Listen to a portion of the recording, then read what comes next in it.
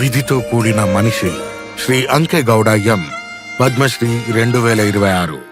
ఒక రైతు కుటుంబంలో జన్మించిన యువ అంకె గౌడ పాఠశాల దశలోనే స్వామి వివేకానంద రచనలతో ప్రారంభించి పుస్తకాల పట్ల ఆసక్తిని పెంపొందించుకున్నారు. అతను కన్నడలో మాస్టర్స్ చేస్తున్న సమయంలోనే ప్రొఫెసర్ కె అనంత రామయ్య రూపంలో ఒక ఆత్మీయుడిని పొందారు. ఆయనే అతన్ని ఆసక్తితో చదవమని ప్రోత్సహించారు. ఆ రోజుల్లో మా ఊర్లో పుస్తకాలు ఉండేవి కావు.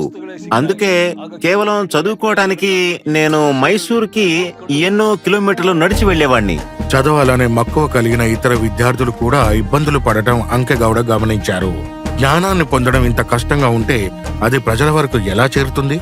బస్ కండక్టర్ గా, షుగర్ ఫ్యాక్టరీలో టైం కీపర్ వంటి పనులు చేస్తూ దాంతో తనని తను పోషించుకుంటూ ఒక కలను సాకారం చేసుకునే క్రమంలో అతను నిశ్శబ్దంగా పనిచేయడం ప్రారంభించాడు.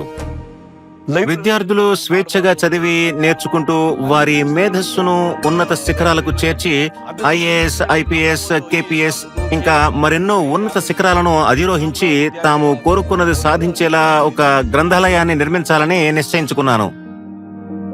తన స్వల్ప సంపాదనతో మొదటి పుస్తకాల సమితులను కొనడం ప్రారంభించారు.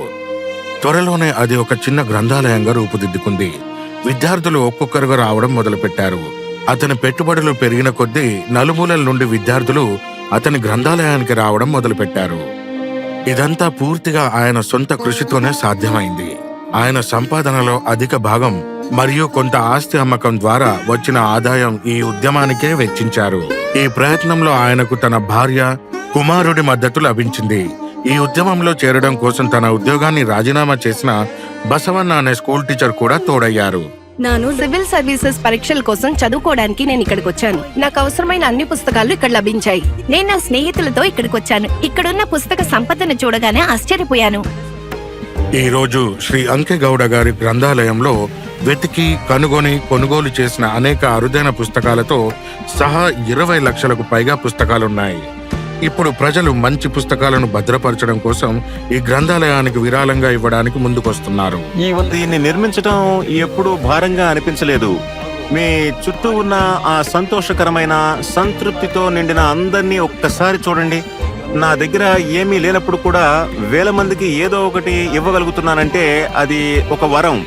ఈ ఉద్దేశం కోసమే దేవుడు నన్ను ఎంచుకున్నాడని భావిస్తున్నాను. శ్రీ అంకె గౌడ ఎం, పద్మశ్రీ 2026. కోటి కోటి నమస్కారం.